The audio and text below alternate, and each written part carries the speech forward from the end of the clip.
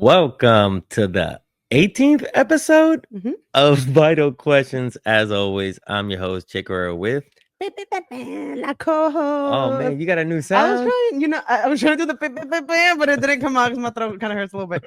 The That's what we need. We need sound effects. Yeah, we'll work on that. Hey, Some if you tech. follow us on Substack and become a paid subscriber, we'll be able to get a sound machine. That's not a good reason to sign up for our Substack. That's terrible. Anyways, Oh man, what a week. We have what a another week. episode for you. If you already read the title, it's something that I feel like was very poignant for this week. Is there any dignity in the Dignity Act? Yeah. It's a big topic and being presented as something really positive and they're trying and this is something we should be grateful for and look at that, some breadcrumbs.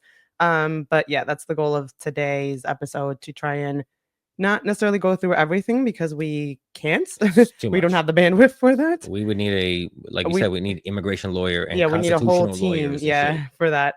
But we do want to go through some of the things that we found blatantly problematic that for some people may not be as blatant, right? It may not be as in your face as it was for us. So we do want to kind of help everyone through that. Yeah, because I made a very quick video, sort of giving a little like a little synopsis of what's in the bill, and I was really surprised at the mixed reaction that this Dignity Act received. It was a lot of what I expected. People were like, hey, this bill is garbage, it's Right, trash, which is, that is my assessment of it. Mhm. But we'll get into why, and we'll let you decide for yourself. But I couldn't believe just how many people were like, this is great. There's so many great things in here that help out immigrants, and we're going to show you and explain to you why those breadcrumbs, they're not much. Yeah. And that's what it is. If you read it at the letter of what it says and all that, there's certain points that may seem good, especially around DACA, Of course. and deferred action program. But if you actually put it in perspective of this current administration, right, Mhm. and realistically the actions that they've already done to date, and how positive or well intended any of this actually is, and the way it would potentially be implemented, these are the kinds of things that people should actually have in mind as you're reading all of this, Yeah. right? Realistically, even if it was written in a significantly better way than it's currently written and providing significantly more protections and benefits, honestly, I wouldn't even trust that, to be honest, with this administration, because even with our current laws, they're not following that, right? So just because you're introducing some new piece of legislation or law that, even if it was beneficial for us properly, really probably wouldn't be implemented the proper way anyways. So And listen, I don't know if I'm jumping the gun here, but one of the biggest things that I wanted to say was, the person who introduced this bill, that she was doing it mostly for the fact that, Maria Salazar, the representative from Florida, she, along with, she already introduced this bill in 2023, which was, even then, was garbage, Mhm. and somehow she stripped it down to make it even more garbage. Yeah, and I think you said that that was by design, right? Like, it was, I think you mentioned in the video that you did on social Hmm. media that that was intentional. It was trying to placate to the Republican Party Yeah, because, Maria is Republican and she's obviously trying to, make yeah, her team happy. yeah. But it's to still present that as something beneficial or positive. It's really a slap in the face. Look, I don't want to get too much into it, but I just realized that I actually do have a little insight on Maria, that she is very much. There are a lot of people from the business world, the business sector, that is trying to get her to try and be the person to help move away from deportation and more to mass exploitation. Right. That's what it is. A lot of business leaders are Republicans, and they're like, oh my gosh, we didn't realize Trump was going to go after the people we want to exploit. Right. And this was, Salazar's attempt at trying to tell people, hey, Republicans, let's exploit. But remember, we need people here in this country to exploit. Let's make them like workers forever. Right. And that's essentially what the ultimate plan behind this bill was, to try and see if they can steer the Titanic away from the iceberg. Right. And I think that before we dive into a little bit more detail, I think you wanted to lay the framework of what the bill actually does and comparing it to Project 2025 and the big beautiful bill. and how that kind of all interplays. I think there was a couple of bullets that you wanted to just share with everyone to Oh, keep. right up top or up Yeah. here. This is the thing in, I guess, the antithesis. Mhm. This is the thing we're talking about, right? Because a lot of the things in the Newsweek article and a lot of scholars have pointed out that even the good things in this bill, for example, the family visas, the DACA recipients getting, fast track to a green card, all that stuff is against what the big, beautiful bill and Project 2025 is set out to do. Mhm. So you have an immigration system that is set up enforcement first, like it says up there, and then any of the stuff that they say they're going to do in order to help us, it's against everything that MAGA is doing now. Right. So even if we get those concessions, like you said, we've already seen people being stopped at courts Mhm. randomly when they're actually going for their case. We've Mhm. seen raids at workplaces and people who do have papers or citizens get caught up. So this is where, like, what are you offering us under this atmosphere that's actually tangible? Right, exactly. And at this point, I don't think there's anything realistically you can offer under the current administration other than a new administration, other Hmm. than a change of power, other than different people in play, because clearly the people that are in play have no good intent against for immigrants or Yeah, for this population. yeah, So just kind of piggybacking off of what yeah. you mentioned and further to your point about experts, this is a Newsweek article that discusses immigration attorney Rosanna Berardi, who spoke with Newsweek. Mm, And she said similarly, right, that the legislation faces a quote uphill battle as its legislation conflicts with priorities embedded in the One Big Beautiful Bill mhm, Act and its quote enforcement first immigration policy. She cited how though the Dignity Act establishes a lengthy quote dignity program mhm, that gives undocumented individuals a chance to earn legal status and eventually get a green card, the One Big Beautiful Bill provides no legalization route and instead doubles down on immigration enforcement by funding mass deportation, detention expansions, and border wall construction. Similarly, where the Dignity Act would allow temporary admission through special permission, the Big Beautiful Bill tightens those permissions, brings back strict asylum rules, and adds steep new application fees, she mhm. says. And this is one of the things that I wanted to say, that upon reading, like, even how DACA recipients are, like, going to be, like I said, if they went to college or anything like that, they could be fast tracked to get their green card. Well, one of the things for DACA recipients is that Trump is slowing down the renewal process for DACA recipients. Right, He did this very much so in his first term, and he's trying to do it now. right, And even if a lot of those kids fall out of status, it's still supposed to help out dreamers. right. But again, if you went to a college that the Trump administration has, taken away their credentials or whatever, like, there's just so many ways that this bill, the way it's going after education and job, that a lot of DACA recipients could be hurt or dreamers trying to get their citizenship. Yeah, and unfortunately, most people, all they see is, "Oh, there's a route there." But what do you mean? They're providing a path for some kind of status. And it's like, well, is that a realistic path? I mean, I'm not sure if you pulled this up, but they just like fire a bunch of immigration judges. Yeah. So how are you telling people that they can get their green card if there's no immigration judges? Right. And also that's the hope of whoever is currently listening that these people have listened to our past episodes Yeah. because we have already dove into Jesus. Divin, Dovin, Devin. Div- Devin dove into it. into just how messed up the current immigration system is, and even significantly more so under this current administration, right?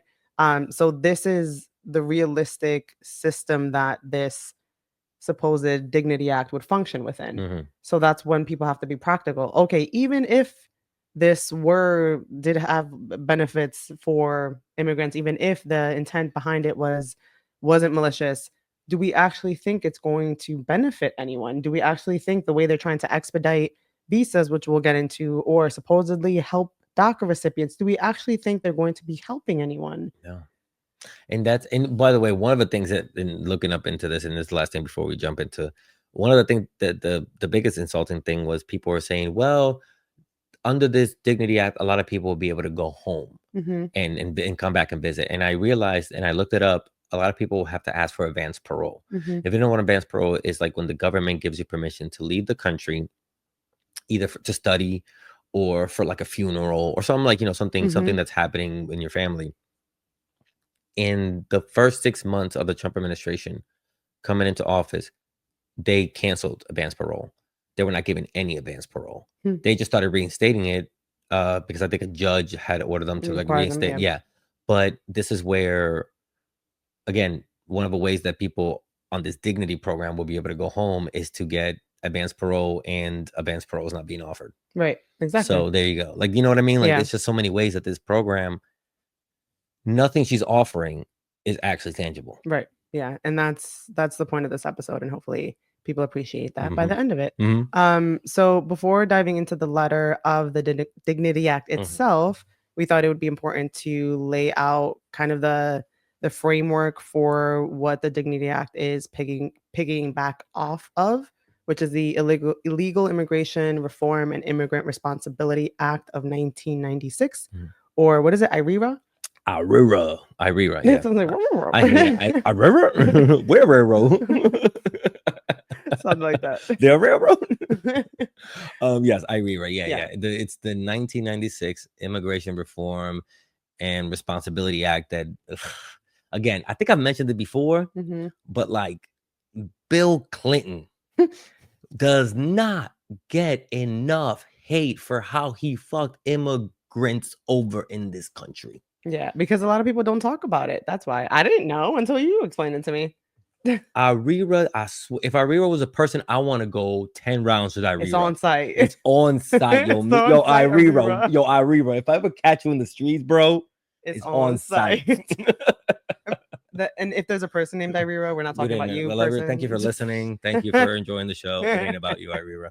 I would just love it if Irira was like, and Irira was like, hey, what the hell? There probably is. Imagine there's like a Dominican Irira. Irira, sí, yeah. Irira. Irira. Wow. All Irira. right, rabbit hole. Sorry. Yeah, but Irira, Yeah. it did have a few tiny mechanisms that allow some people to get some status or Yeah. whatever. It was, but mostly the biggest chunk of it was enforcement. Right. And on enforcement, one of your favorite subjects. I did not know this, that the 287G program was created under Bill Clinton and the IRERA Act. And do you want to remind everyone what 287G The is? 287G is the program that allows law enforcement to partner up with ICE in order to go after people in the community. Yep. And I mean, I think sometime when this thing I think we looked at like the first 3 or 4 years, and it was like 36 departments were enrolled by the early 2000s. I was like, that's so quaint.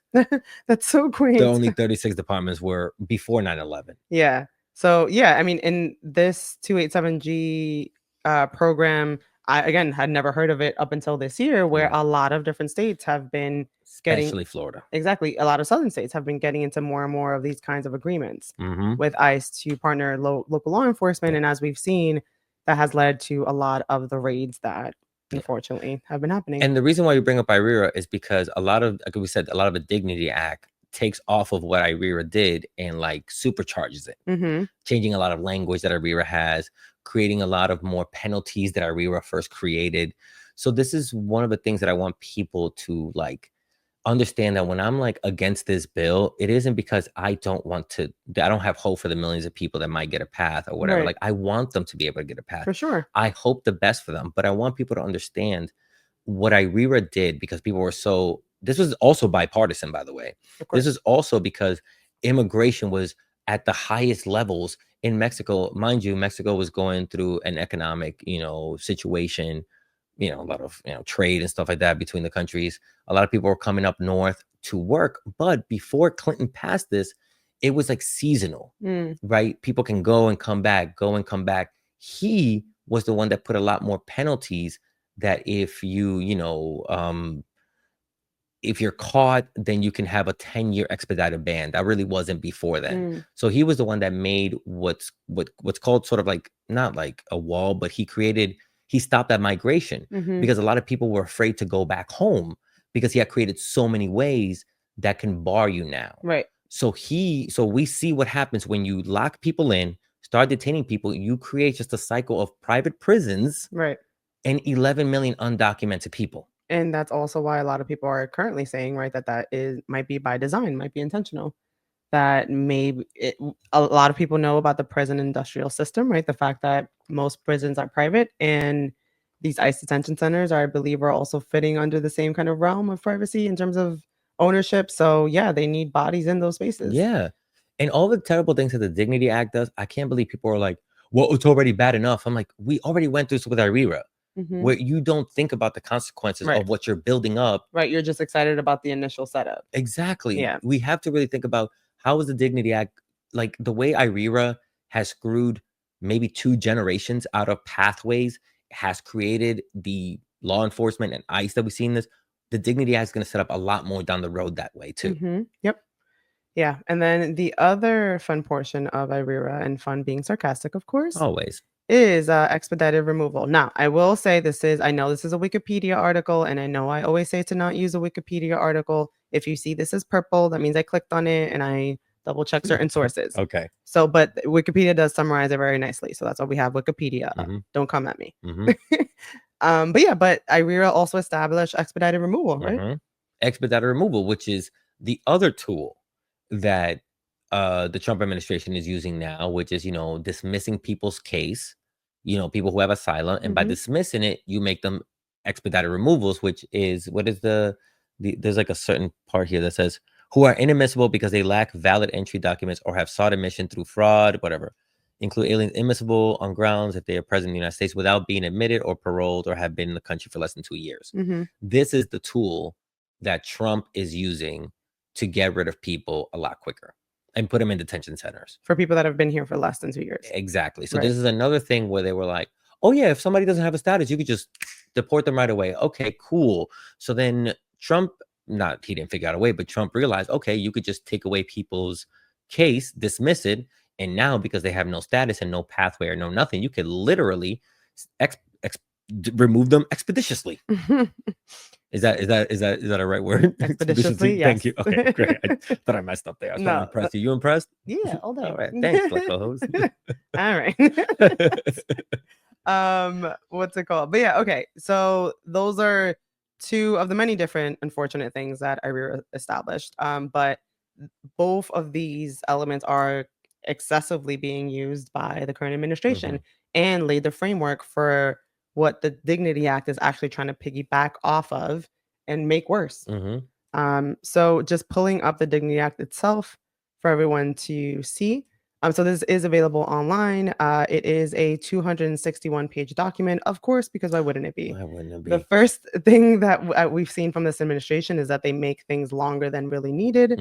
And I won't bore you. I promise I won't with the. But just give her a moment. No, the legal crap. People. No, but I just wanted to bring it up, the actual text itself, because if you just look at how intentionally confusing this is, I would bring this up as like a poor drafted document, or, if this were a contract, for example, like whenever you have to cross-reference or make reference to some other separate agreement, some other separate document that somehow is related to this document, if you're making a lot of cross-references and you're like, I'm amending this and I'm changing this and I'm changing here, it gets to a point that we lawyers decide to make what's called an amended and restated XYZ, which is basically you start from scratch and you basically start from the original draft of whatever you're trying to change and then make whatever changes on top of it, not cross-reference it, right? So like, as you see here, where we have the act itself, it says, for example, section 102 of IRERA, the Illegal Immigration Reform and Immigrant Responsibility Act of 1996, is amended by amending subsection A to read as follows. So they're plopping in the subsection A. Subsection B, the subsection heading by striking fencing and road improvements and inserting physical barriers. Then in paragraph B, in subparagraph A, by striking subsection A and inserting, quote, this section. And sub B, like, right? So this cameras and sensors, inserting tactical infrastructure and technical. You know what's funny? Oh my God. And then if you go, updating the language of one of the most fucking restrictive pieces of legislation to make it even more restrictive. Correct. And you don't fully appreciate how much they're changing and how worse they're making it unless you take the original language, make the changes that they're suggesting here, and then reread the original thing with all of these changes in the total context. Because look at one. I'm by striking. Go up. I think go. Oh, sorry. Go up a little bit. Right. This is the one. By striking roads. What line are you? 20. Okay. Okay. So they go by striking roads, lighting, cameras, and sensors, and inserting tactical infrastructure and technology. So that is actually tied to. Algo no huele bien aquí. Y ella irrita. Ella no se baña, no se baña.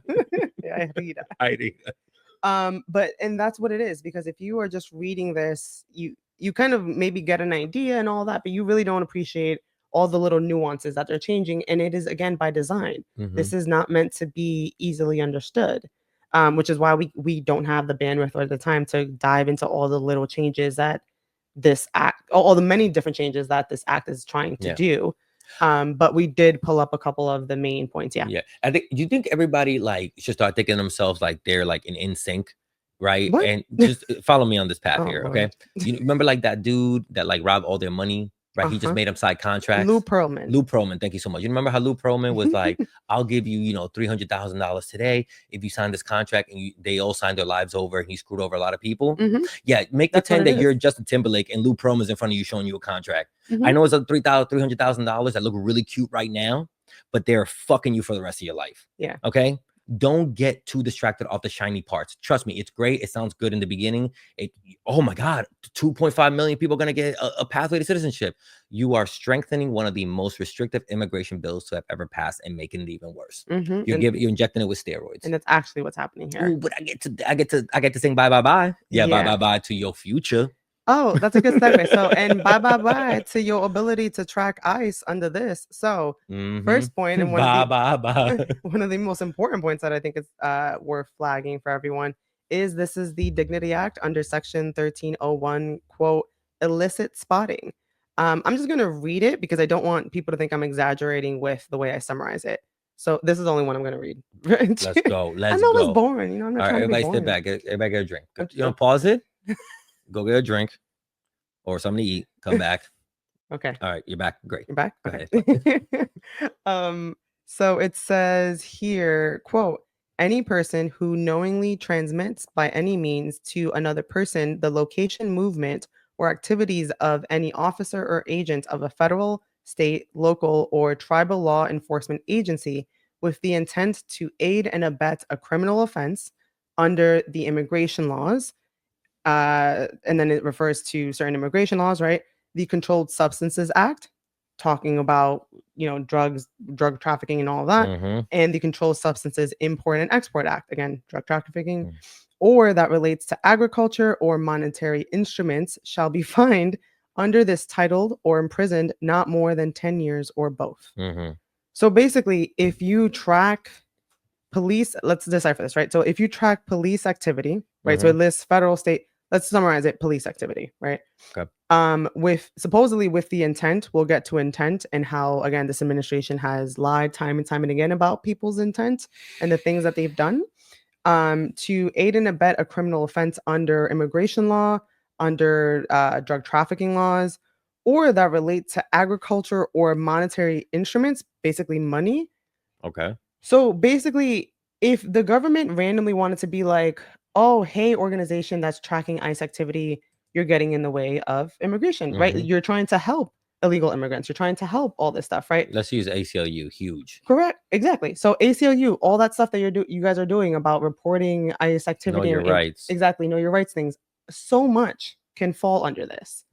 Because again, this administration, we've already seen it from all these different migrant cases that we've been covering, that they lie about the things that people have done, their statuses, their past activity, all these different things. So do we really think that this administration would not use this language to try and imprison anyone that gets in any officer's way or tries to track any officer's activity, irrespective of whether it actually falls under any of these laws? Okay. And now, again, not to sound like we're just trying to put fear in people's hearts, but part of this Dignity Act is for the idea that 11 million people are supposed to, voluntarily come out of the shadows. And do you know that during and I hate to say this word, Operation Wetback, that was called drying off? That's disgusting. So they had, they still had programs where they needed farm workers. So what they would do is they would deport people, as in bring them across the border and then walk them back and then have them sign up for a work like authorization or whatever, and that was called drying off, because they're called wetbacks. Yeah, so basically what they're trying to do now. Yeah, so this is why it's very insulting, because Mhm. telling 11 million people, we're going to give you just permanent work permits, it's you drying them off. Exactly. So that's where you see, so they expect 11 million people to come out of the shadows and apply for this, Mhm. permanent work permit, and then if they start rounding those people up, we can't report on it Yeah. because this bill passed. Mhm. So you It see, can you it see can the issue, domino into even these conversations. Technically, it and can now domino this isn't into hyperbole anymore. yeah, and technically it can domino into a lot of not only us, but a lot of other content creators and everyone that's trying to say anything really about this administration. Honestly, Yeah, that's what this could become. yeah. Because if you're seen again, if you're seen as getting in the way of law enforcement when they're trying to carry out law enforcement activity covered under these different acts, these different laws, right? And again, the laws, yes, technically relate to immigration, Mm. technically relate to drug trafficking, drug enforcement, and money and agriculture. So money could be anything and everything, Mm-hmm. right? Employment or just an exchange of money, or hey, so and so gave me $10 and now all of a sudden because I'm tracking activity, like what? Like Yeah, it can be anything. yeah. Um, so that's realistically what that one section Mm. of this so great act is proposing. Hmm. So kind of switching sources a little bit because the act again is very long and very dense, and as we saw, a little confusing to try and grasp at first glance. We turn to the National Immigration Forum that did Mm-hmm. a summary of the act, and we'll be pulling from this for a good chunk of the conversation to kind of guide the conversation on some big points that we wanted to flag for everyone. So the first point here is on border security and quote barriers and technology. So one of the main sections of this act allows for the construction of border walls and other physical barriers and the use of technology, which from what we've seen is likely AI related. And for all of this related to quote border security efforts. The act also allows the DHS secretary to waive all legal requirements in order Mm-hmm. to install all of this. Quote, Congress approved uh 46.5 billion as part of the reconciliation bill, aka the one big beautiful bill, for construction, installation, or improvement of physical barriers, access, etc. Mm-hmm. So the funding for this has already been approved. Yeah, but what I think what you were explaining is that this does is that this takes away any kind of like Legal, environmental checks that they need to go through. not only environmental, but just any kind of like legal checks, Yeah. right? Any kind of regulatory or filing requirements or whatever to build a wall to implement certain technologies or even privacy related, right? Because again, technology for me, as soon as I see technology with this administration, I think AI, Privacy, right? and AI again almost immediately triggers privacy laws, which again, this administration doesn't care about. Yeah. But I mean, I think we've touched on this just like a small, but I think we need to do a whole episode on this, on how mhm, a lot of these border security and technologies are first and foremost tested on Palestinians. mhm, These kinds of technologies that they want to implement even more, these border securities, these drones, these night vision, these AI features are first tested on Palestinian people. yeah. And then they put it onto us. So I think we really do need to do an episode that, like what Palantir and all of them are doing. Yeah. And actually bouncing real quick back to the bill itself, Mm-hmm. there is even a section on agent safety, which I thought was really interesting. I won't Mm, read it off, but tied to the creation of these barriers, aka border walls, right? And this implementation of technology, mhm, um, they have in this act that as they're building all these things, they need to also be optimizing and maximizing quote unquote agent protection. And whatever the hell that means. In my head, I'm imagining like RoboCop, AI powered agents, like mhm. because that's the maximum, right? Like you are eliminating all the legal hurdles that come up for implementing border walls or implementing technology, etc. Mhm. And then you're also saying, hey, as part of doing all of this, make sure that you keep our agents as safe as possible. Candidly, the safest option is to not have them out on the field. And if we're gonna just have carte blanche on technology, then let's just have a bunch of Yeah. RoboCops out there Yeah. powered by AI and all his tech buddies. Mhm. Again, that's speculation, Yeah, no, because it but said federal agency deploy in the vicinity of such physical barriers, tactical infrastructure, and technology. mhm, It's yeah. What do you how you know what you're doing out there to put your agents at risk, right. And your response to that isn't, let's do the things the right way so our agents aren't put at risk. It's, let's make more tactical gear to make sure they can take down these protesters easier. And because again, it all comes down to money, right? And all Mhm. the contracts that they have with these different companies. And Mhm. as we've discussed Palantir before and all the other tech companies, there's a lot of contracts that are tied to this. And that's the other issue. I mean, I hope that we look back.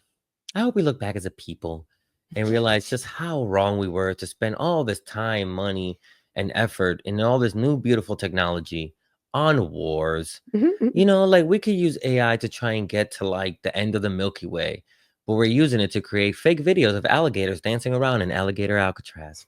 Do you know what I mean? Like, Mhm, it's fucking wild. mhm. We really could have a world where we're all working together, but we're using drones to like, take out people who are trying to escape atrocities. Yeah. Like, it's fucking wild. And it's also disgusting. Yeah. Like wild is putting it mildly, but yeah, agreed So we got, entirely. what's the next? The asylums? Not yet. So something I thought that was really annoying is the bill increases the minimum pay for border patrol agents at the GS 12 level, which admittedly I didn't have time to look that up, but by at least 14%. And I think we've both seen different content out there that's saying that they're offering agents like six figures or something, and there's Yeah. like a 40 or like a five-figure sign-on bonus, all this crazy crap. So I just want to remind everyone that the current US federal minimum wage is $7.25, Hmm. and it has been that since July 2009. That's all Dude. I wanted to bring it up. That's the only reason.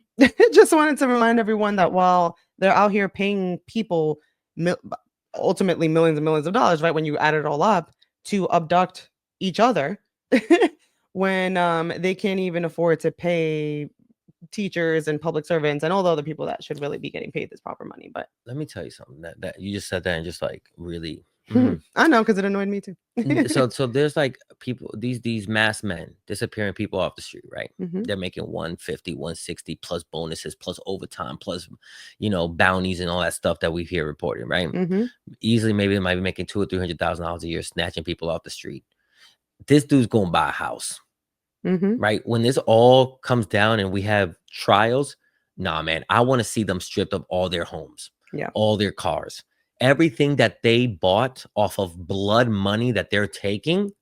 But this is the problem. It won't happen. it won't This happen. is where evil, this is where, like, for the first time in my life, I think I really understand the bullshit of an apology 60 years of an atrocity. Mhm. You know what I mean? Oh, we as the US government apologize to the people of Japan for the internment camps, the same one that George Takai was in.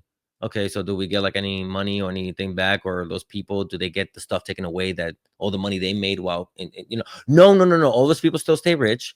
Your generation is completely traumatized, Right. but we said sorry, kind of, sort of. Don't fucking hold us to Right. And there's that. also socioeconomic systems in place as a result of all of this that will keep you and future generations to come to probably in the same space. I, I've quoted this a bunch of times, but the U.S. Latinos in the U.S. create a GDP of $4 trillion a year. Mhm. This is going to devastate us. To get to $4 trillion a year, Or 3. 4 trillion. Oh, it's 4 Yeah, it was trillion. a new GDP. But here's the thing: this GDP is kind of from 2023. Mm. So I'm very interested in seeing the numbers from 2025. And even if those numbers ever do come out, because here's what I'm saying: Mhm. it is no small feat for a subset of a community inside a country to create that kind of GDP. We are actually a very rare situation that is not talked about enough. It's Mhm. actually, people are like, oh, we create $4 trillion. That's the fourth largest economy in the world inside of an economy. Right. Okay, stop underplaying that. And now the way they're decimating our economy, the way they're stopping people from going to school, the way they're pulling kids out of high school to be in ICE facilities, And also deporting people that have businesses. deporting people that have businesses. That's right. Even though they might be gardening business or whatever, that they might be No, on but also like ITIN mom and numbers, pop mom shops, and like pop shops. These are supposed to be the generational setups for the next generation. right. You are devastating our $4 trillion economy and our future wealth. And when this is all over, they're gonna look at us and go, "Sorry, Mhm. maybe, perhaps, don't count on it." You're very So right. what's the next thing? I I just wanted people mean, to know. I wanted to take a moment. I know sometimes like, oh, should we cut that out? No, I wanted you to no, really, I agree if I hate you, take entirely. that moment and breathe, because our wealth, our treasure that we ran from when the US stole it from us back home, Now that we're here, they're doing us to all over again. Mm-hmm. Here, Everything that people have built is just gone to crap. gone, Yeah. Again, people that have been here for decades, people that have created their entire lives here. Like that's gone.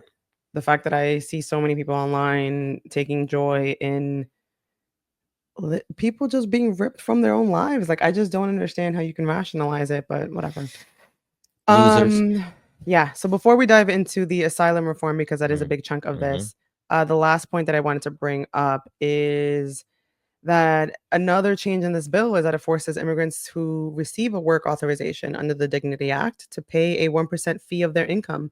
That is supposedly meant to pay for all the expenses coming from the Dignity Act. Supposedly, this is expected to raise $50 billion. So again, on top of the fees that they're already paying through their immigration process, the legal fees, the fact that most people spend their life savings to come here, especially if they're coming as a result of extenuating circumstances Mm-hmm. and just terrible circumstances. Now we're also going to be charging them more and more, and we'll see how additional fees are coming out from this. Yeah. As we dive deeper. Yeah. And people think like raising these fees, like, oh, you gotta pay $7,000 over the course of 7 years. Like it's an extra $1,000 a month. Like some people live on the margins. Exactly. Some people don't have that. Plus Like, already the money that they have to pay to go through their lawyers yeah, and also just live. and live. And yet people are just like, yeah, whatever, and 1% 5 tax. Excuse you? Mhm. That's indentured servitude. That's enslavement 2025. And again, people are still like, this is a good bill. Mhm. Yep. At least it won't deport you. Okay, cool. More taxes, an extra fee, and again, in an atmosphere that is enforcement first. Right.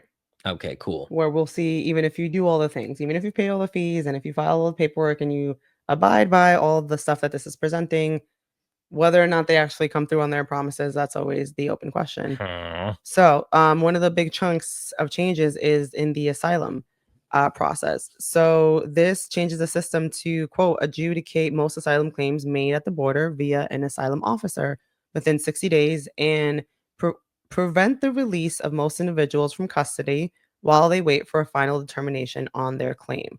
So, I'll take a pause there because that's one of the biggest changes, right? As we've discussed the whole catch and release program. So do you want to explain to everyone what catch and release generally is as a concept? See, I don't know if it's actually called catch and release because sometimes Republicans come up with those kinds of like Oh, tricky phrases? names, yeah, to try and be like, I was about to, you know what's funny when you mentioned it, I was like, that sounds problematic because it sounds like people are animals. Like, yeah, you know what? As soon as we start talking about this, I was like, hold up a second, I'm not sure. I apologize, but essentially, the idea was that actually it was under IRERA. It was essentially created too that like if there's not enough space in facilities, if somebody is low risk and they seem like their fear is credible, they would be allowed to go to somebody who's sponsoring them or be released, but they would be given a date to return to court. mhm, And like the studies have shown, 98% of people who have a lawyer go to court mhm. because it's more about having a lawyer, That stays on top of it and stays can on guide top you of through the it, process. and can relax you,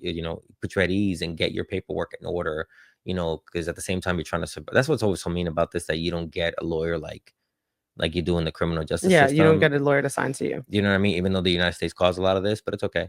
um so yeah, so sorry, what was the thing again? No, about the fact that they're requiring Oh, everyone right, to right, basically yeah. stay in custody So that while was they're trying to apply for asylum. so that was the that's usually how it works, is you get to go home sometimes on an ankle monitor, sometimes you have to do regular checkups or Mhm. whatever. But Yeah, it's usually now, the case that you have to just check in yeah, regular. Yeah. but now under the Dignity Act, they want to get rid of any kind of, like, Release. most people, they do not want to release from custody. Yeah. They want, if you come at the border to seek asylum, they want you to stay there completely For up to 60 days. 60 days. They have like, oh, we'll give you a 72-hour rest period. It's like, okay, great. Yeah, you're really feeding people. We see how great you're feeding people and letting them rest for 72 hours. Mhm. You know what I mean? And then they're supposed to be like, they're saying, well, this will be the Costco of asylum cases, where you have everything you need there. You have your mental health and you'll have Yeah, your, you're skipping ahead to the humanitarian sorry, yeah, yeah, campuses. yeah, yeah. But that's essentially, yeah. No, but the other part that I thought about while looking into this is that 60 days also isn't a lot of time to prepare your case. No. Because I've personally worked on an asylum case, and that particular case went on for 4 years. Granted, there were a lot of different complications and all that stuff, but 60 days is not enough time to have a lawyer look into country conditions of your respective country to put together an argument that, hey, you particularly can't go back to the country because your particular country doesn't have time to, hey, let's have several conversations about your story because we have to present this. Hey, this is the first draft. Let's have Yeah. conversations. Hey, this is the second draft. All this stuff. Hey, let's double check this, whatever. Oh, wait, you have to talk to so and so to confirm that point. Like, this is what we're talking about by doing an asylum case. And not to mention all the paperwork and everything that you have to fill out and the documents that you have to gather and whether or not you have those documents. This is all within 60 days. Like, what are we actually talking about here? Maybe if someone is wealthy enough by happenstance and has Yeah. the Then money. why would they even be at the border if that's the Correct. case? That's my point. So we're talking about Wow. asylum seekers who Yeah. are Yeah. literally running for their lives because that's what it is to seek Mhm. asylum. There's a No, charger don't worry about it. We're good. literally on the table, Oh, cool. on the Okay. arm. Yep, I hear. Good go. Yeah. But that's what we're talking about here with asylum seekers. Yeah. No, and you know what's funny? I apologize for not coming to you with this, but yeah, the whole 60-day thing, that's as somebody who's worked with cases, that's just not enough time. But you know what's funny? For somebody who doesn't understand the immigration system, they hear 60 days and they go, that's good. Yeah. 60 days, 2 months. Yeah. You know And what I it's mean? like My Amazon package come in 2 days. You can't get justice in 60? right, exactly. Like, that's Like, crazy. come on. Like, it's not realistic, especially when there's so many different aspects of an asylum case, and it's not as easy as people I think. Mm-hmm. So going back to the summary. So we have 60 days, unfortunately, and to what you kind of hinted on is the three humanitarian, quote unquote, humanitarian campuses. Mm-hmm. So basically, what this bill is also trying to provide is at the southern border, they want to put together these three humanitarian campuses that'll give access to migrants to medical staff, licensed social workers, mental health professionals, child advocates, and private organizations that provide humanitarian assistance and legal counsel. Mm-hmm. So what from anything we've seen about this administration sounds like they're going to invest any kind of anything into this. And supposedly everything's going to be paid for by migrants themselves, right? But like from day one, right? Like how are we implementing all Oh, of this? is this the 7,000 that the migrants supposed to be paying? Is that supposed to be going towards this No, too? no, no. And not that. You jumped ahead again. This is more the 1% fee of their income. Uh-huh.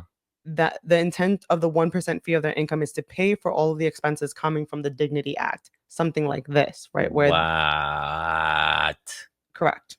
So Oh again, it's man, I got empty. the immigrants to pay for their own goddamn, like, I mean, further subjugation of their people. right. Well, I mean, let's not even touch on the fact that we're all paying for our own subjugation right now through I our mean, we're all taxes, paying right? taxes for our own So subjugation, yeah. let's just, But this is like specifically, oh my god, because this 1.5% levy is also to like help with training programs, which you're probably getting into and shit like that. right. The 7,000 that I think you're talking about is for something else, and we'll talk about. Okay, yeah. Ugh. But you see, But essentially, this is what just so Yeah. gross at the end of the day is that you're charging immigrants more right. to both subjugate them more Mhm. and continue the policing of their community more. It's like, again, Yeah. what are we doing here? Yeah, and also at these humanitarian campuses, that's the campuses actually that they're going to be held in. And I also thought it was interesting that they didn't call it a detention center or alligator Alcatraz or no other cutesy name. They're trying to frame it as humanitarian because I think we all understand at a bare minimum that asylum seekers are literally, again, running for their lives. So, and that's why the US has an asylum system Yeah. to be a good international partner and protect people. Because again, as we've described in past episodes, the US has also caused a lot of this.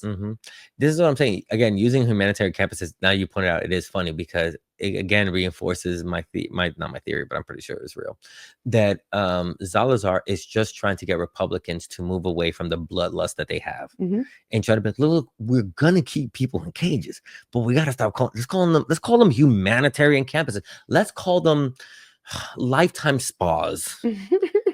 You know what I mean? Like, she's trying to It's all fluff it up. marketing. It's all marketing. She's trying to fluff it up and be like, can we please stop it with the bloodlust in the open that we have? Right. Let's be subtle. Let's be subtle with our bloodlust, the way Republicans, well, the way, politicians used to be. And white supremacists. And white supremacists and racists. But now, like, no. Yeah. Yeah. And then lastly, that the asylum officers will do like the interviews and all that at these campuses, right? So like these campuses that they're proposing is essentially where all asylum things will be happening. So let's dive into the actual process itself. So the initial screening process under the Dignity Act would supposedly take 15 days.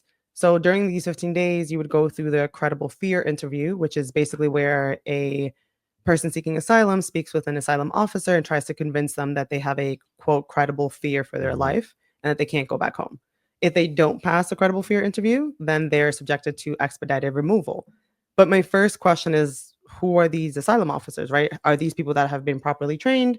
Are these new people that have just been brought in by this administration? Who are these jacks? Exactly, and because they have so much power on their hands and yeah, Riddled for abuse. exactly, Riddled for abuse. exactly. So again, I get it that I always think the worst because I'm a lawyer, but realistically, from what we've seen from this administration, I don't think that's that far-fetched to think. Seeing these border patrol officers trying to get into bars and go into women's bathroom with their department issued guns. Mhm, You will tell me that these officers who have their life and the life and death of somebody on their hands ain't going to abuse that power down there with that literally that we are the judge, jury, and executioner? exactly. Get out of here. Yep. So after, if you by the grace of God convince them, after that 15-day period, and then you pass a credible fear interview, then you go on to secondary screening and the asylum determination. So that is days 15 to 60. Mhm. And within 45 days, two asylum officers within 45 days after your credible fear interview determination, if you pass that, two asylum officers will review your case and either deny, approve, or refer complex or uncertain cases to an immigration judge. Now, this is the complex or uncertain cases is again, complex is kind of what it sounds like. There's a lot of different nuances, but to be honest, I can't, when I hear complex, I would think, oh, this person has a criminal history. Mhm. There's some kind of, maybe we're missing some documents. It's an issue. Complexity in law usually means problems. Mhm. I can't imagine in this administration an asylum officer seeing any kind of complexity and not using that as an excuse to deny a person.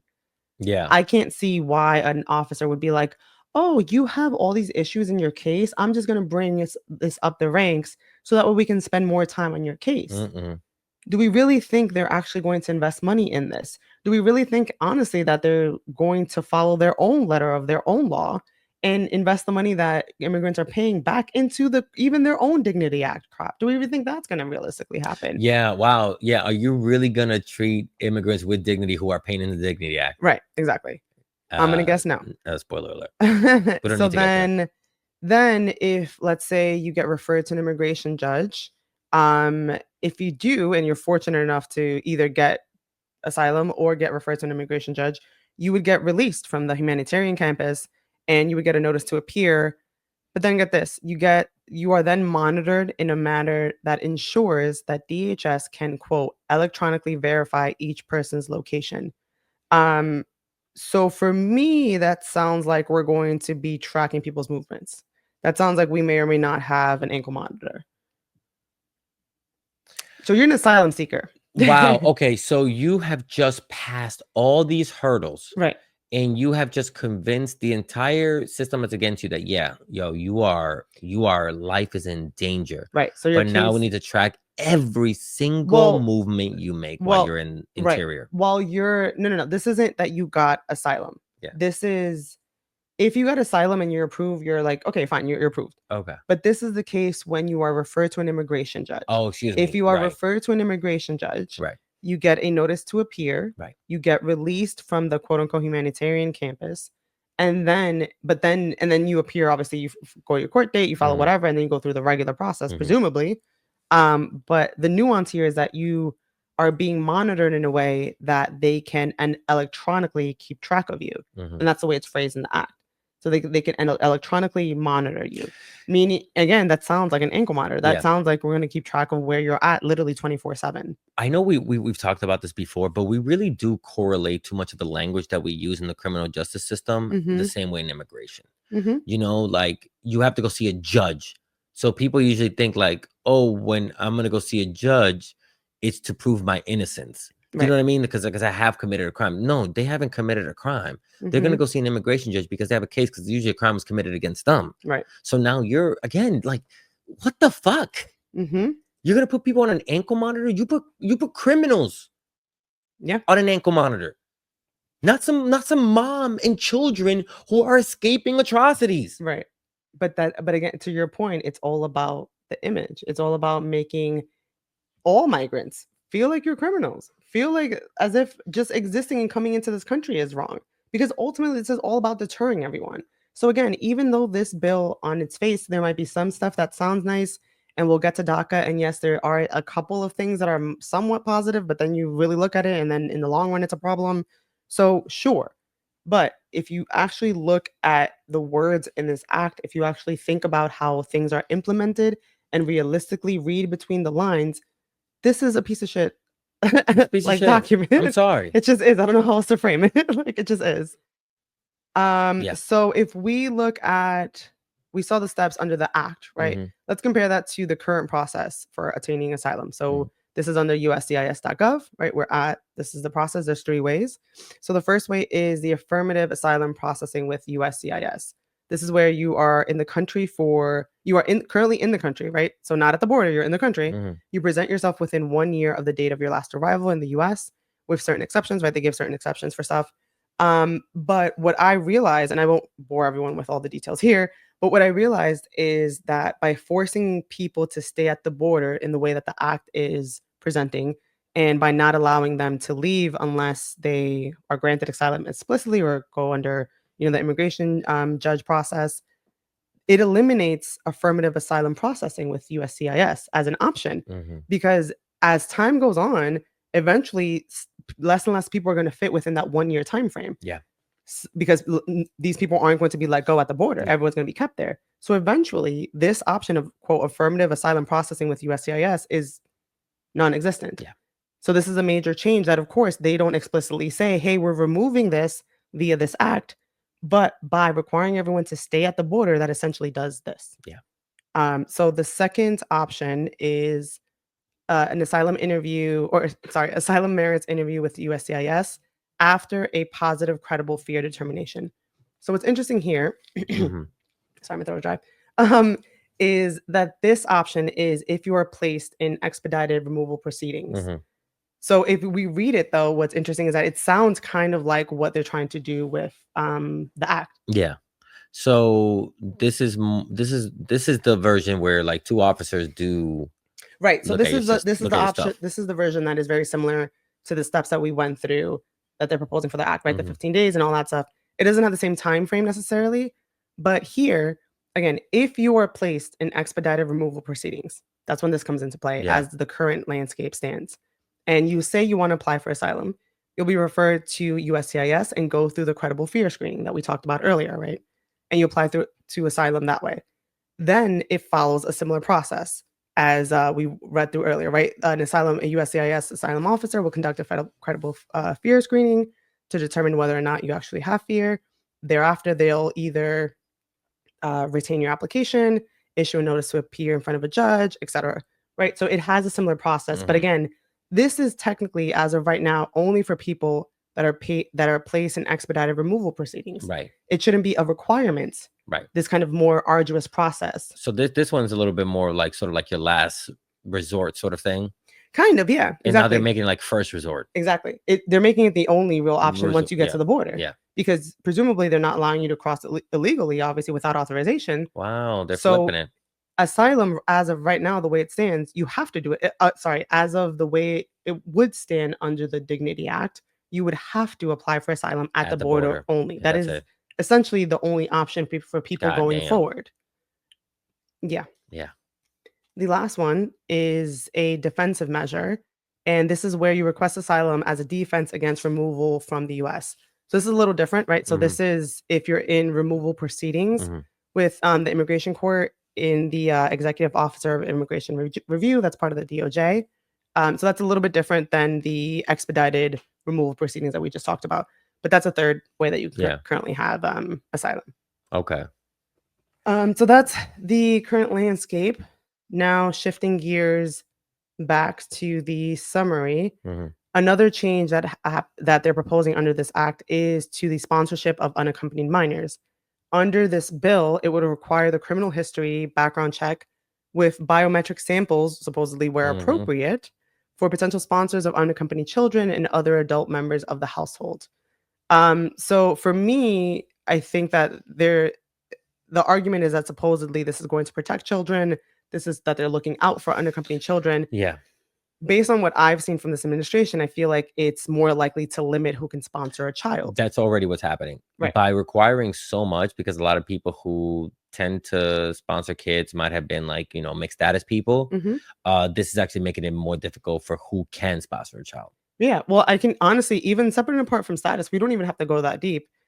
Things like writing a bad check, peeing in public, loitering are criminal misdemeanors in certain states.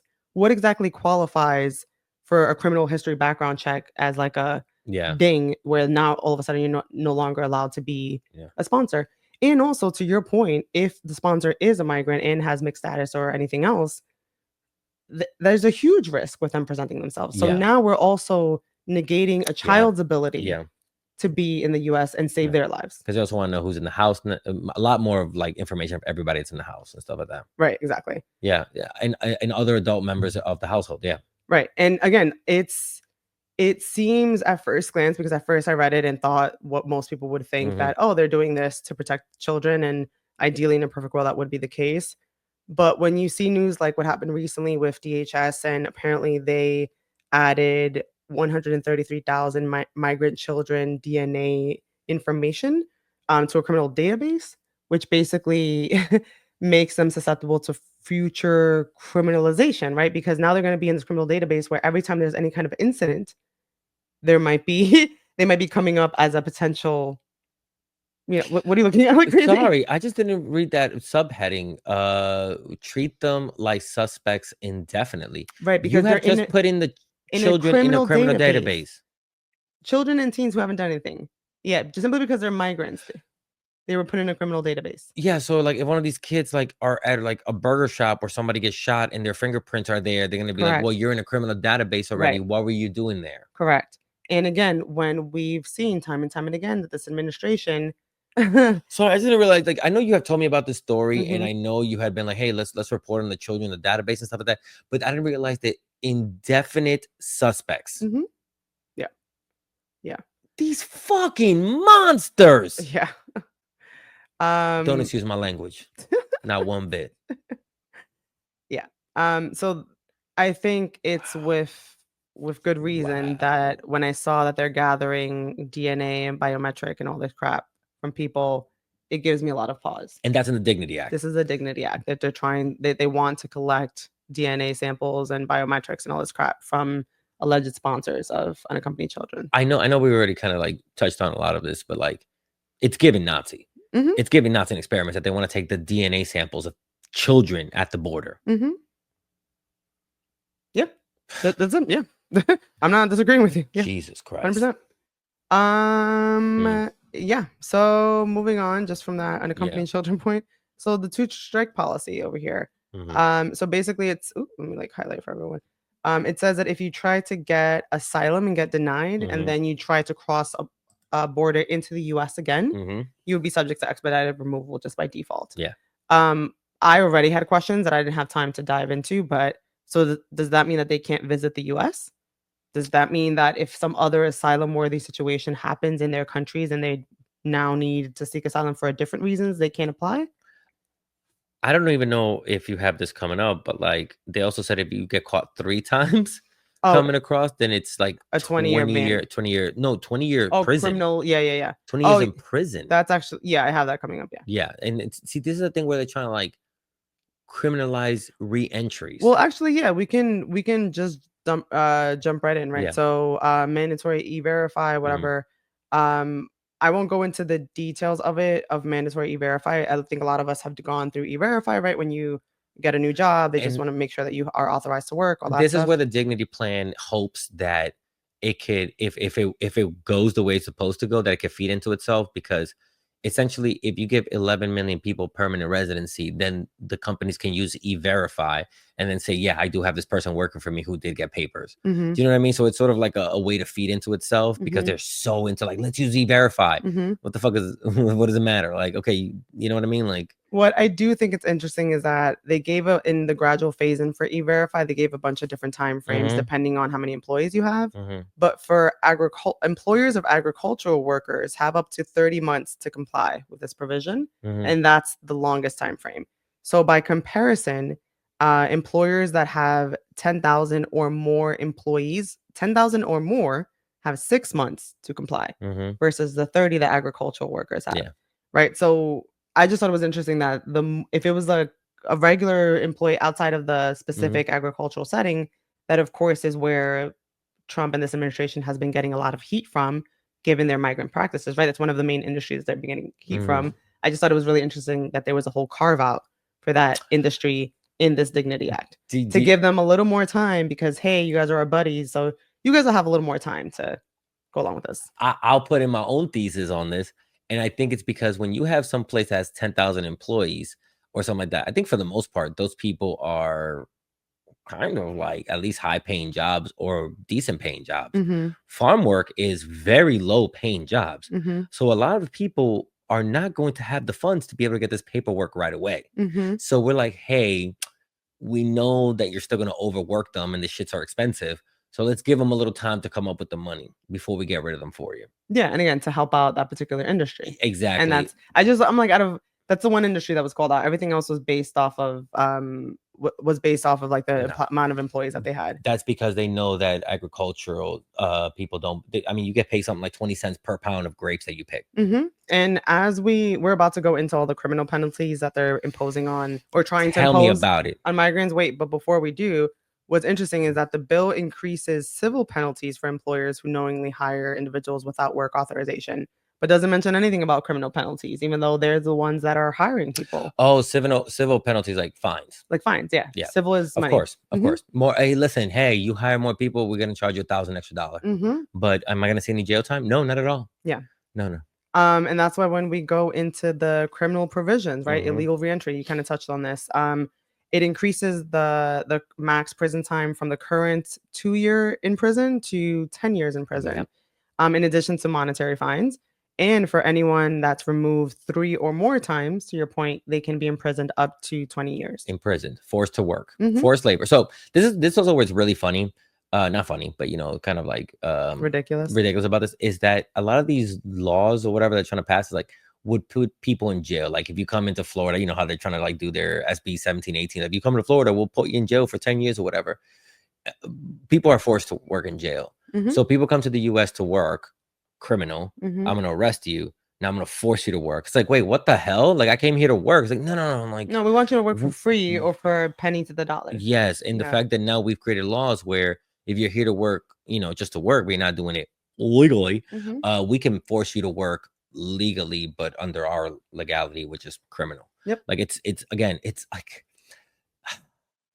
I guess at the end of it, I guess why I'm so hurt even during all this, and I just want people to realize it's just how much they criminalize our bodies. That stop looking at these breadcrumbs and being like, well, look at this. You're living in a society that fucking criminalizing Black and brown bodies. Democrats, and I wish I had the video, went to Alligator Auschwitz, and they said, as far as the eye could see, there was nothing but Hispanic men in there. Yep. 95% of the people in there are Latinos, mostly Mexican, Guatemalan, Dominican, Colombian, Venezuelan, Honduran. Yeah, they're racial profiling people. That's all they're doing. And y'all like, well, pass another bill to do it more to us. And I'm like, how much do you fucking hate yourself, or how bad are you really at reading contracts? This is the contract. This is the contract that you're putting on with the nation. You need to know what you're getting out of it, baby boy and girls. I'm not women. Sorry. And everybody, just baby, everybody, and they baby days. Listen, baby, alls. Oh my god. Anyways, moving on. Baby people. I lost. Actually, talking about baby people. Baby people. I don't know if that's a good segue. Okay. Well, DNA testing for family relationships. That's a new one. So the bill would allow DHS to use DNA testing to establish family relationships when individuals are apprehended in groups as a quote family unit. So that means that if I come in with my kids, you're gonna be poking and probbing my kids to make sure they're your kids. They won't believe you. But and again, from what we just saw, right, the news article about them inputting all these kids and teens information into a fucking criminal database. What do we think is going to happen here? What are you doing with this? Anybody who comes to the body, you put them in the criminal database? What exactly? That's my point. Hello. Like that's and why? Why do we have to grab paperwork should be enough. Like it's also very like I don't know if it's maybe right to, but whatever. It's about the white people's idea of what a family is. Mm, Do you know what I mean? Like sometimes as Black, Latinos, different cultures, sometimes you are not raised by your mom and dad. right, Do you know what I mean? Sometimes you're raised by a family right, friend or an aunt or whatever. right, You know, that might be an aunt through marriage. right, So you have no blood, but you're family related, and they raised you, right. and they'll bring you to this country for a better life, and they'll be like, "Oh wait, these aren't your kids." Like, no, like Oh, I you know what I never. mean? You know what's crazy? I actually did not think about that as in terms of like as a. It is a very intentional target because if you're looking for blood relatives, that's not to your point. That's not always who That's is not with always who is you with you. Do at you know what I all. mean? Like Yeah, I was raised by a lot of people who were not my blood relative growing up, and they yeah, were family to me, and yeah, they took care of me. yeah. I And if we spent. had gone through border, they would have like, "This is not your family." It's like they're my family. Yeah, the Yeah. legal guardians are a concept under the law for a reason. And again, y'all, Thank you. this would take away the concept of social. Adoption, anything like Yeah, that. You that know would what I basically mean? take away the concept of adoption if we're Hmm. going by DNA. Yeah. That's why that's Yeah. ridiculous. So this is where a lot of this DNA testing for paternity or maternity is also very much white people's idea of what a family is. And Mm, again, like one of the things that I always when I heard about that, it kind of opened my eyes. Like people are like, oh, Black fathers are not around. mhm. That is fucking bullshit. That is Even if bullshit. a Black or a Latino father is not physically present, he is still more time than not connected to his child, at least through phone calls, Yeah. like visits. So there is a sense of like Yeah, it's relationship not there. complete abandonment usually. So the way white people see our relationships, they see them as fractures. Like, no, this is how we might Yeah, operate. we're a community. We're a community. That's the difference. So this DNA shit really takes away the community that may have raised a child that is not directly blood related. Right. Which is terrible. Wow, I Mhm. hadn't thought about the blood. Yeah, wow. Yeah, That's crazy. that's the first thing. As soon as they were like, we're looking for maternity and paternity or family relation, I'm like, okay, but some people are just not family related. Right. Like And they're that, not blood related like that. yeah. El Chavo del Ocho was raised by la Vencida, but he has no blood to any of them. Kiko is not his brother, but it's like his brother. Sorry, we're watching too much Chavo del Ocho and Chespirito. I hope people get the reference. That's also an old show. So moving on in the Dignity Act, the DACA portion, right? So this is the section that everyone is really excited about, because it seems to give DACA recipients a potential pathway to status. DACA and Dreamers. Yeah, and sorry, DACA and Dreamers, yes. Yeah. So this incorporates a version of the DREAM Act and allows young undocumented immigrants who were brought to the U.S. as children and have lived here for most of their lives to obtain legal status. This section would allow or could allow projected up to 2.5 million Dreamers, including roughly 525,000 DACA recipients, to continue and live and work in the U.S. So again, really high level, sounds all good. Okay, that's nice. Cool. Right, so Dreamers and DACA recipients would be eligible for conditional permanent resident status, which would be valid up to 10 years, and that would protect them from deportation. They could work here and would allow them to travel outside of the country. Now, again, all good. Let's see what that kind of takes to get to, right? To qualify, they must have continuously lived in the U.S. since January 1st, 2021, entered the U.S. at age 18 years or younger, undergo a criminal background check, graduated high school, obtained a GED, and or admitted or enrolled in secondary school. DHS may also require an application fee of up to $1,140. To obtain lawful permanent resident status, they can remove the conditional basis of their status, right, to become a green card holder. Hold on a second, because let's not skip that one. Individuals who participated in a criminal gang will not be eligible for status. I mean, that's also not. Oh, I see what you're saying.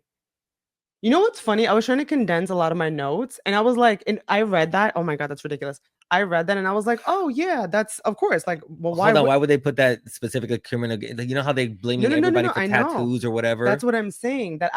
That's my point. That I made the mistake of like reading that sentence, and in the notes to myself, strip like that's why I just breezed over it, because again, high level makes sense, right? Of course, they're not. Of course, it's related to gangs, but under this administration and under the people, the powers that be, they claim anyone is a gang member. Anybody has a tattoo. So again, this is a catch-all that could potentially catch up a bunch of people. You see how already they put something like, unless you've been in a criminal gang, then we, and a guy went to seek out for an alleged criminal activity. Yeah. That's crazy. I'm part of the Latino gang. I said it all the time online. I go Latino gang. All right, and that's a joke. And that's a joke. Okay, it's a joke. Jesus. But they've heard me say it a few times. I'm like, well, what is the Latino gang gang? That's my point. That's why I'm saying it's a joke, because It's a joke. it It's is a a joke. It's a joke. Can I say it one more time? I don't know. It's a joke. I'm gonna zoom in. Hold on. It's a joke. All right, zoom out. Sorry about that. Go ahead. Anywho, so right, so on the lawful permanent resident status, if they want to do this, right, they have to first obtain a college degree or post-secondary credential, right? So now you have to get some kind of college degree or tech school, right? So dreamers and DACA recipients can remove the conditional basis. So this is like, they don't have to do the 10-year. And this is the people that were like, oh, well, you didn't even read it fully, because if they go to college or they serve in the military or if they're employed, they get to dismiss all that stuff. And I'm like, first of all, let's put a pin in this for a second. The fact that there's a 10-year now green card, that wasn't the thing before. So now you create a whole new, much longer. Exactly. For some people, yes, some people may be able to fast track if they are eligible. Fucking huge pin on that one. Exactly. But you just created one. And also something that we cannot forget, under the Dignity Act, people cannot, if they get their status under this, cannot get federal benefits, assistance. Right now, that's not how it works. If you're a DACA recipient who gets married and you get a green card, even your temporary green card, you could file for FAFSA. You can get health insurance. You know what I mean? Yeah. But now they're taking away all the federal this conditional, they take away all that shit. And people are like, it's still something. You're putting people in a worse position. Yeah, it's significantly worse. It's worse. And why would we agree to worse, especially when we already have bare minimum? Yeah, so they would have to obtain a college degree or some kind of like education from a tech school, serve in the U.S. military, of course, for at least 3 years, and or demonstrate employment for at least 4 years, and at least 75% of the time the individual has had a work permit. So if you fit within one of these, then yes, you can go through the process of removing your conditional basis and potentially become a lawful permanent resident. But again, no comment on becoming a U.S. citizen or pathway to citizenship or anything like that. Yeah. Well, because that's supposed to be the given that once you get your green card, then you can become a citizen or whatever. But again, Trump is trying to get rid of DACA, right? Trying to kill it. There are DACA recipients right now sitting in alligator Alcatraz for not getting citations that were sent to their house. Right. And again, like, people don't think through the fact that mistakes happen and things get, again, lost in the mail or whatever it is, and where life just happens. What if you like badly injure yourself and you're, I don't know, you are disabled for a while, or you incapacitated for a while? What if an emergency happens that you have to be out of the country and you actually have to take care of a family member in your home country for a while? Or what if, like, all these and in that dignity program, you're supposed to be working. What happens if you stop paying taxes? What happens if you stop working? What happens if you get hurt? You have no health insurance. Right. You have no benefits. Right. So now you have to make it to 100, never getting sick, never missing a day, being able to work, because the part of that dignity program is you're working. Right. You're working. Yeah. And that's what's ridiculous. It doesn't capture, it doesn't have any exceptions for just life. And things happen. And remember, the biggest part of the dignity program that we haven't gone to the dignity program yet. So let's save it for this, because I think this next we point just everything we just talked about was DACA and Dreamers. And Dreamers, yes, yeah. But so because the dignity program is a whole separate part. Let's go into that now. Okay. So again, that was DACA and Dreamers. The dignity program is a whole separate type of status that the Dignity Act is proposing. And this is another one that people on first glance seem to be very excited about. But again, let's dig in. So the Dignity Program is a 7-year deferred action program that would grant employment and travel authorization to undocumented residents who have been continuously in the U.S. since December 31st, 2020. So DHS estimates that that there were 10.5 million undocumented immigrants in the U.S. in 2020. And of this group, 84% had lived in the U.S. for more than 10 years. December 31st, 2020. So basically trying to say, if you came under the Biden administration, fuck off. Oh, well, yeah, because since December 31st, 2020, right? That who have been continuously in the U.S. since December 31st, 2020. Yes. Oh, so that means people who so they were in the U.S. while during the Biden administration. The Biden administration just ended. No, since December 31st. So that means Biden didn't come in until January 12, 2021. Okay. So you've been here since before Biden. Oh, sorry. Okay. Sorry. Just want to make sure. Just trying to make sure like my timeline is working. On how they phrase it, I was a little confused on how long you've had to be here. Yeah, who have been continuously in the US since the end of December 2020. Yeah, but what if I came, let's say I came under Biden. Let's say I came under Biden February 22nd, 2022. Yeah, you don't fall under this. So that's why most people who came under Biden, who Biden allowed in, does not fall under this. Got it. Okay, now I see your point. Yeah. Yeah, yeah. Sorry. So Okay, this is now I see your point. specifically being like, because again, Biden let in millions of Yeah. people who should be fucking gone. Right. So this is again, now it's if you came under Biden, no, we don't Right. believe you came any way the right way. Right. Yeah. Yeah. Actually, yeah. Yeah. Yeah. Thank you. But yeah, so this is where that 7K comes in, Mhm. right? That you mentioned earlier. So sure, if they've been in the US for that time frame and all that stuff, they may be eligible, but they would have to pay a $7,000 fine over 7 years as supposedly restitution. Mhm. Which I'll just take a pause there because I thought that was hilarious that the US, out of all people, is charging restitution to Traumatized immigrants. people. Just like What's the word? you What's restitution mean exactly? essentially, it's like a similar kind of like reparations to put someone. There's a nuance between restitution and reparations. There's a nuance there. I don't want to say that it's the same. There isn't. But I'm just blanking right now Yeah. on what's the nuance. But restitution, I think it's what the name sounds like, right? It's to restore you to what your original thing. It's like under the law or whatever. Mm, I'm not a litigator. I don't do damages and stuff. So yeah. like it's to restore you to your Yeah. original whatever. Yeah. And then reparations, I think, is a whole nuanced separate concept, Yeah, right? yeah, Because yeah. obviously that's tied to a lot of other Yeah. historical context. But Oh, so essentially, this is like it's they're saying to basically make me saying whole. Like for to your yes, exactly. presence, That's my you need point. to make me whole. I've been so hurt Yes, by your presence that I need 7,000 because money, you please. right because you, undocumented person, have been such a burden to the society. You now need to pay us for said burden, which is ridiculous because again, we've gone through all the stats in the past, right? That how many, however much money undocumented migrants. What you always keep making these faces, which is very distracting. No, I'm so sorry. My face is very descriptive. I'm so sorry because I'm hearing you. Are you? I guess I'm hearing you, and just how much more insulting it Yes, is. to call it restitution. And you as a lawyer have always said that language matters, Mhm, right? And look at the words they're using to describe the people who are hurt. mhm. You have to pay me restitution for your presence in the country that I stole. Mhm. Yeah. For those of you just listening, I did never mind. No, no, no, no. I did a Latino gang sign. No, No, I no. didn't. I'm kidding. It's a joke from Oh reggaetoneros. my Oh my God. God. Moving on. But yeah, so these fines will Mhm. go into this is what you were talking about earlier. Yeah. So these payments under the quote unquote dignity program, that $7,000 fine, if you pay it, Mhm. will go to the quote American Worker Fund. So the American Worker Fund, basically, let me see, it's like comes up later on. Yeah, right here. So it talks about it right here, Mhm. right? So American Worker, oh, no dictionary. I don't need to look stuff up. I know my words. Okay. The American Worker Fund will supposedly help U.S. citizens looking for work and transitioning to different careers. The grants would cover apprenticeship, work-based earn and learn programs, and education opportunities for high-demand careers. So again, all this money that migrants are going to be putting into, they're not even touching this. This is again, No. the restitution isn't even going into anything for us, really. Like it's this obscure program that they're going to be building out supposedly. And if I'm going to take a wild guess, we're probably never going to see that program if this were to come into play because again, what of anything has seemed like this administration keeps their word or does anything. I just yeah.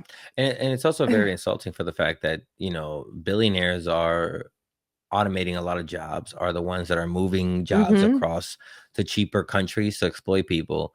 And because people are coming here for a better life, a lot of racists believe that we're stealing jobs or whatever.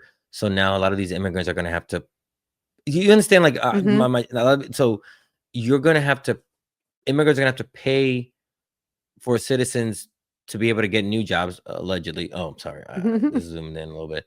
And again, this is something that billionaires should be doing. This is something that the U.S. government used to have these kind of training programs so people to be able to transition to other stuff. Yeah. And they take it away. So now you want immigrants who are already being struggled to pay for these programs? You assholes. Yeah. You fucking assholes. Everything in this bill is I just go, you assholes. Yeah. And again, it's all meant to flip the script. It's all meant to present a different narrative that again fits them and makes them seem like, oh yeah, we're fixing stuff. No, you are trying to impose a program that should have already been in place. If I had to take a wild guess, maybe the National Labor Board or one of the many agencies that this administration has completely wiped probably took care of this already, because Yeah. if I had to take a wild Yeah. guess. In the same way They're that there was not. if I there think was that already a Doge already existed in like in our government, right? In yeah, the same way the that business some, budget management office, BMO or something like that. Yeah. is that right? Yeah. Something like that. That sounds fake as Something hell. like that. But The yeah, but my budget point management. is that this administration has shown that time and time and again they'll remove agencies and teams of people. The Office of Budget and Management, something like Sure. that. Sorry. And then try and backtrack Mhm. their own actions and act like they're fixing a problem that they created themselves. This is Absolutely. another example of that. Absolutely. So again, we've gone through, you have to pay $7,000, you have to have been within the country for a certain amount of time.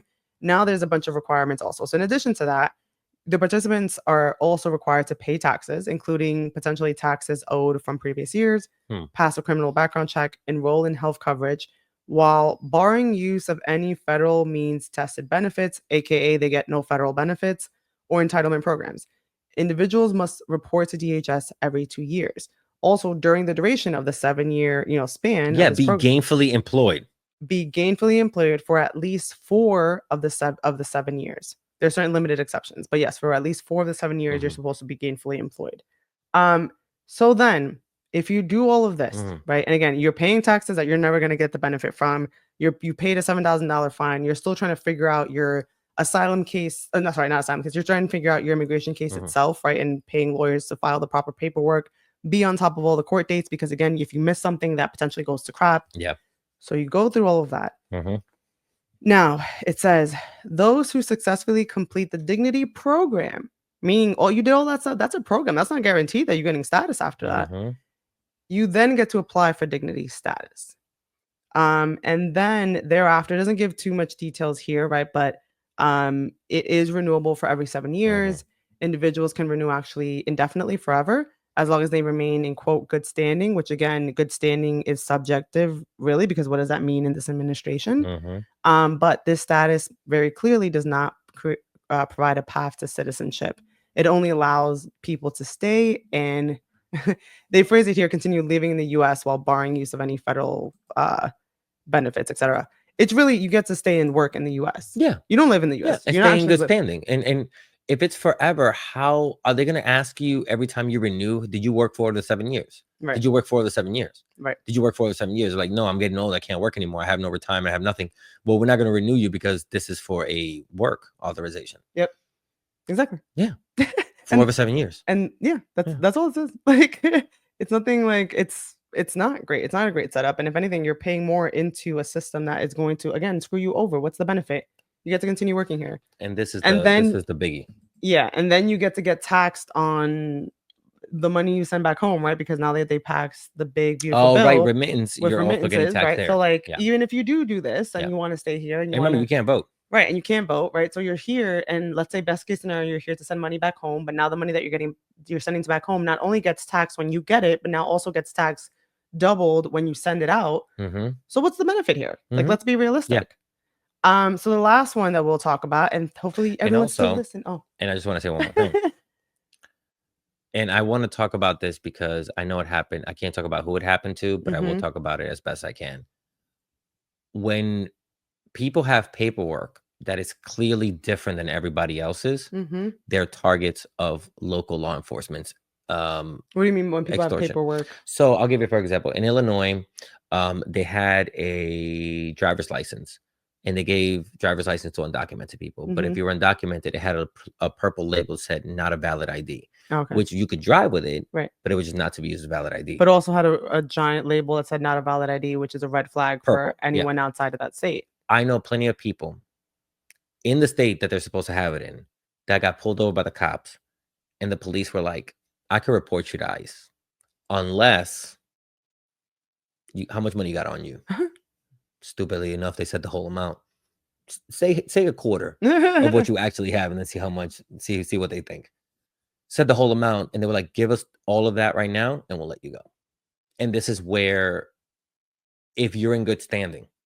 What does good standing mean? What is good standing? Yeah, because again, everything is so subjective here. There is no like black letter law like presumably there has been in the past. And yes, again, our systems, all of our different legal systems have many different flaws for sure. And I'll be the first one to admit that. But there was a system in place And to some extent, it did work for some people. I know some people personally that it worked for. So Yeah.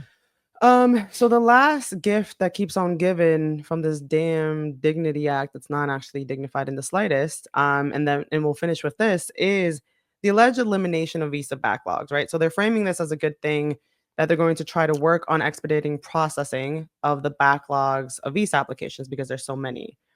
Before we go into a little bit of the detail, do we really think that they're going to be approving these applications as they rush through them, right? Because they're trying to expedite everything. Mm-mm. Isn't it more likely that they'll find the many different reasons that they can make up or may want to do just to deny them, Yeah. right? Like, let's be real. I read in, I think it was a Newsweek article, that the most diabolical thing about it is that because there's so many backlogs, there's Mhm. actually people right now who are expected to wait 100 years Mhm. to have their asylum case, like, or their visa or whatever approved. And this is saying, fuck it, do it in 10 years. So, yeah, so basically what this is laying out is that so they're saying that they want to expedite the process, right? Hmm. But in order to have your specific visa expedited, you have to pay an extra $20,000. And then you Hmm. get to have your visa expedited. And you have basically up and this is if you have basically up until 2035. The reason why I bring up 2035 is that at that point in the game, this is kind of like the transition period that they're giving everyone Hmm. visa applications. Because at the point of 2035, any visa application that's older than 10 years basically will not be processed because they want to make a 10-year cutoff point. And again, I go back to, do we really think that as they're rushing through this and trying to meet this supposed arbitrary deadline, that they're really going to be looking for things to approve? I'm sorry. And then you say by 2035. So then if you pay the 20,000, you get like a fast pass Correct. for your case For your visa before they cut off date. before the cutoff So date. get the money and we'll review your shit. And if you don't, you get kicked off the system because They figured out a way to even pay to impose play. capitalism in our immigration system. That's what this is. It's capitalism at its finest. At its most malicious, like, it is capitalism playing with people's lives. Like, that is it's You know what's even harder about this? When a lot of these pay to play laws and rules were in place for Black Americans to be able to participate in society, I think it was easier to break it down. Not easier, I mean slavery and slave. So please excuse me if I'm oversimplifying it. But at least maybe there was some sense of like, these are citizens. I guess we kind of have to, eventually take away, like, having literacy tests for voting. So it took a lot of people to get these. They didn't do it themselves. Mhm. But it's very hard to try and get rid of these very restrictive, draconian laws against immigrants because people are so like, you weren't born here. Right. You don't deserve. And if I want to put a wipeout type obstacle course, literally they were trying to create a reality Yeah. show for you to be able to get citizenship. As an evil American, that should be my right. Yeah. And that's what's so evil. Like, That's what's insane. that's what's insane. They're putting so much unhurt, vulnerable people who are looking for something better.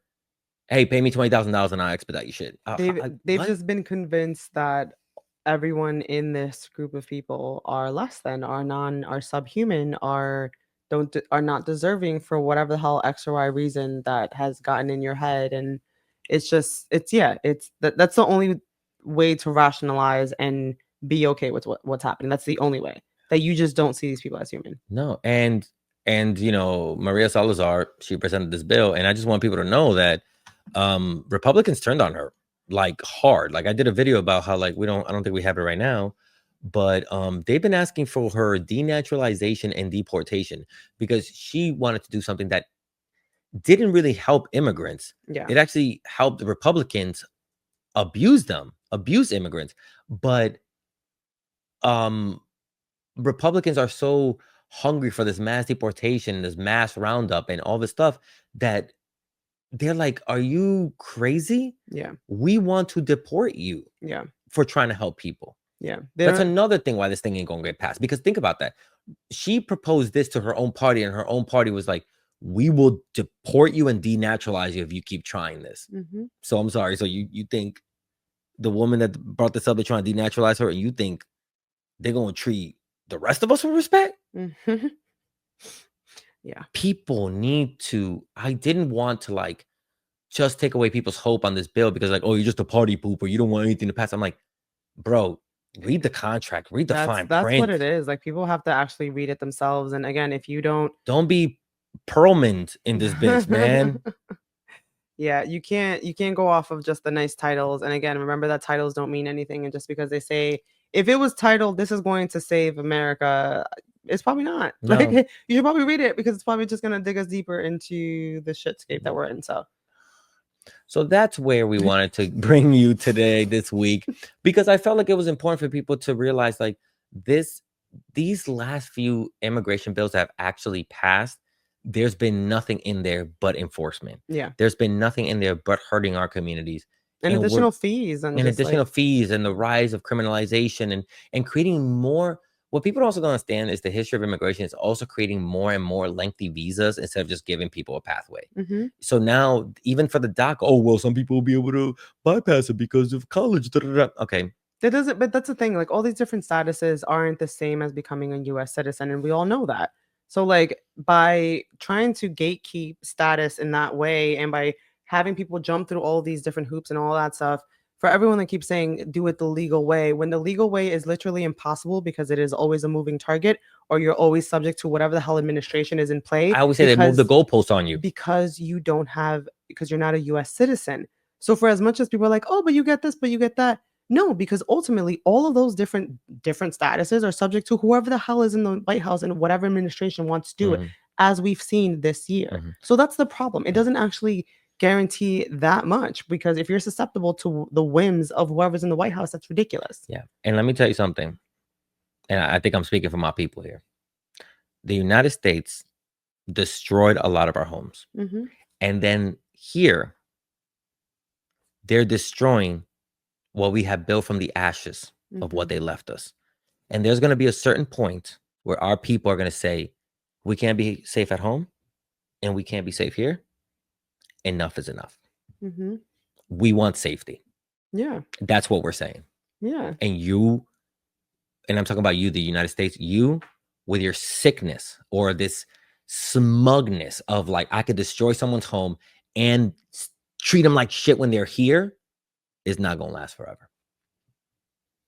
Hopefully. Because we will go to another country and we'll make that country better. And your country will fail. No, I mean, the hope is, again, listen, the midterms are around the corner. Yeah. Again, if anyone that's listening to this, please encourage literally everyone that you know to look up their local elections. Again, voting really does matter. Yeah. And I think that, honestly, I think that if the midterms come about and there's any kind of sway to the right side or any kind left, of like, you mean? No, to the further right. Like, I'm worried about them messing with like polling up. Oh, because I think we have a shot in the midterms, yeah. But if there's some kind of like messing with, whatever, if they start messing around with elections and all that stuff, I feel like if I start hearing that, oh, all these different states are voting red and blah blah blah, I'm like, here we know that something's wrong. Something has to be wrong. If all of a sudden it's wrong. Come the midterm, if all of a sudden Republicans pick up like 20 seats in the House, exactly, and they become 61 in the Senate, we're like, espérate. Yeah, it's So I mean, again, separate and apart from that, I do want to remind everyone to look up your local elections. Encourage all your friends and family to do the same. Go out and vote. Look up what your candidates are, stance and positions are with the issues that matter to you, and again, vote accordingly. Can you believe we're only 16 months of the midterms? I can't believe it's like gonna be August soon. Like, what are you talking about? I'm honestly almost can't believe it's been August, September, October, November. We're almost 9 months into Trump being elected, and I've been nauseous every day. All right, let's get out of here. We do need to go breathe. We're done. It's been real, y'all. Listen, again, I didn't want to dump on the Dignity Act just like that, but I wanted people to really to see that it's not good for our community now and in the future, and we need to be very, very intentional of the kind of bills that we really do put our support behind, because we need to think about generations ahead. I know that it's a save as many as you can now, and I'm all about that, and I'm always about that. I'm always trying to save people, but it's just, you think about fucking over generations forever. It's just we really got to be careful. Yeah. Oh, and again, you should always also call your representatives to vote against this. Yeah, that's something you can be doing right now. Call your representatives to vote against the Dignity Act. and let them know there's actually no real dignity in it, and to try better next time. No. And that there's no, like I said, when the antithesis is still there, the big beautiful bill and Project 2025, any kind of reform that we give people, it's not tangible under this administration. Yep.